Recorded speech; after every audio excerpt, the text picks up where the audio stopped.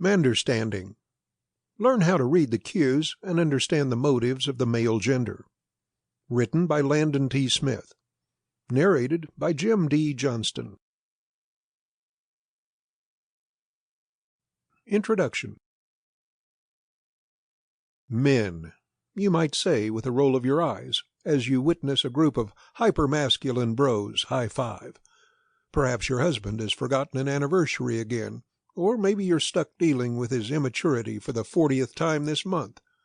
Indeed, it might seem from the outside that men are completely clueless, irrational, emotionless, or even stupid.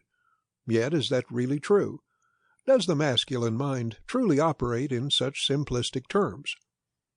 We live in an era where equality has rapidly made strides. Women have steadily been rising up through the ranks, and the traditional stigma of being a woman has mainly gone by the wayside. There are still areas of resistance and prejudices, of course, but thanks to feminism, the female worker has more power than ever. Yet, as women continue to ascend to power and are no longer bound by their gender, many of them are noticing a sharp contrast in the men that they work with.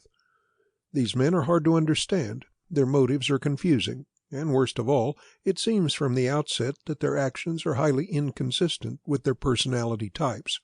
You might be someone who finds herself mystified by why men act the way they do. The more that a woman has to work with men, the more she might be confused by their reasoning skills or decision-making processes.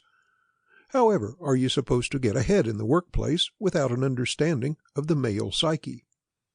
Fortunately, with Manderstanding, we're here to help illuminate the mental processes that go on through a man's mind.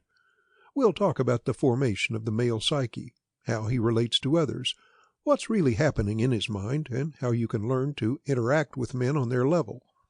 The majority of communication problems in this world stem from a lack of understanding the other person. Once you have a clear understanding of what motivates and drives men forward, you'll be far better off in your workplace, relationships, friendships, and even with things such as negotiation. Be cautioned, however, if you are looking for a simplistic portrait of masculinity. If you're expecting to read about how the majority of men are sex-driven and primarily derive satisfaction from being dominant, you're in for a real surprise.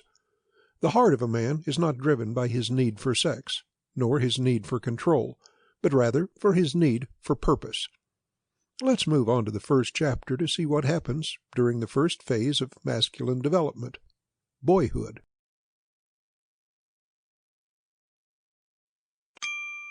Sample complete.